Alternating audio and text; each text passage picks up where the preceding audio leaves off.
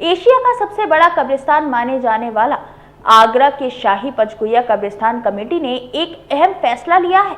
इस कब्रिस्तान में मुर्दों को दफनाने के लिए जगह कम पड़ गई है। कारण ये है कि लोग अपने परिवारजनों की कब्रों को पत्थर और लोहे के रोशनदान लगाकर पक्का कर रहे हैं, जिसके बाद कब्रिस्तान में कब्र के साथ ही अन्य जगह को कब्जा लिया जाता है, जिसको लेकर कब्रिस्तान कमेटी ने पक्की कब्रों पर रोक लगा दी है।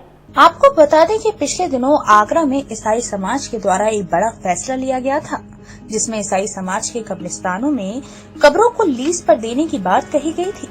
इसके बाद आगरा के शाही पंचकुइया कब्रिस्तान ने भी बड़ा फैसला लिया है। शाही कब्रिस्तान की कमेटी के द्वारा कब्रिस्तान में अब पक्की कब्रें बनाने पर रोक लगा दी गई है। जो पहले की पक्की कब्रें बनी हैं, उनको तोड़ने के लिए कमेटी के द्वारा लोगों को नोटिस दिए गए हैं। कमेटी के सचिव का कहना है कि कब्रिस्तान में लोग मुर्दों को दफनाने के साथ ही जगह पर कब्जा कर रहे हैं, जिससे कि भविष्य में उसी परिवार के किसी अन्य सदस्य का निधन होता है तो उसे भी वहीं दफनाया जा सके, लेकिन अब ऐसा नहीं होगा।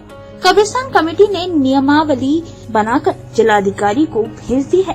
अब से पंचकुइया कब्रिस्तान में पक्की कब्रें और एडवांस प्लॉट पर रोक लगा दी गई है। कब्रिस्तान में देखा जा रहा था कि लोग अपने परिवारजन की कब्र के बराबर में खाली जगह पर कब्रें खुदवा देते थे और उसमें गेहूं भरवा देते थे, जिससे कि अन्य कोई व्यक्ति इस जगह पर कब्र न बना सके और भविष्य में उस परिवार के किसी भी व्यक्ति का निधन होता है तो कब्र में से गेहूं को निकालकर मृत व्यक्ति को दफना दिया जाता था।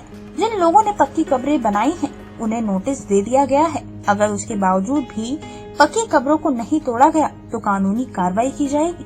देखिए, फैसला तो हमारे पुराने ही है। ये जब हमारी कमेटी बनी थी तभी हमने अपने प्रस्ताव पास कर लिए थे कि हमको इन विषयों पर काम करना है। तो बाउंड्री वॉल कब्रिस्तान की थी नहीं।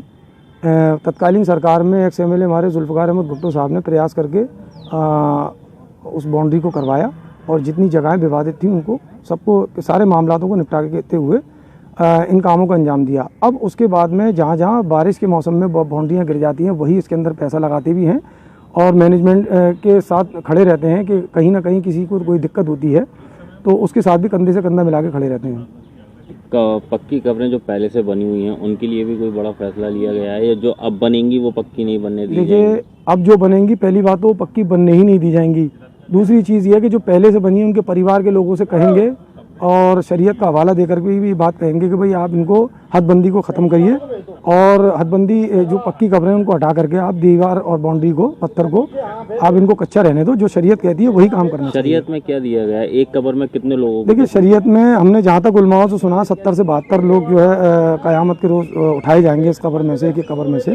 तो वहाँ तो एक ही आदमी कब्जा किए बैठा है, पत्थर लगवा करके, बाउंड्री करवा करके। तो इनके खिलाफ हमारा अभियान है कि हम इन बाउंड्रियों को जो है उनको परिवारों से बात करके पहले तो हम उनको समझाएंगे, नहीं मानेंगे तो फिर कानूनी कार्रवाई उसमें यही है कि हम कब्रों को अपने तरीके से बनाएंगे और पक्की कब्रों का हदबंदी हटाएंगे। कह सकते हैं बड़ा फैसला जगह की कमी की वजह से? जी बिल्कुल, ये कोरोना काल के अंदर हमको देखने में आया। सबसे बड़ी कमी हमको महसूस हुई थी इस बात की कि हमारे यहाँ जब जगह है और हमको इतनी परेशानियों का सामना करना पड़ रहा है तो हमारे हिंदू समाज के अंदर कितनी परेशानियों का सामना, बॉडियाँ रखी हैं, जलाने के लिए व्यवस्था नहीं है, मशीनें ख़राब हैं और लोग क्या नाम है जलाने को तैयार नहीं है, बॉडियाँ उठाने को तैयार नहीं है।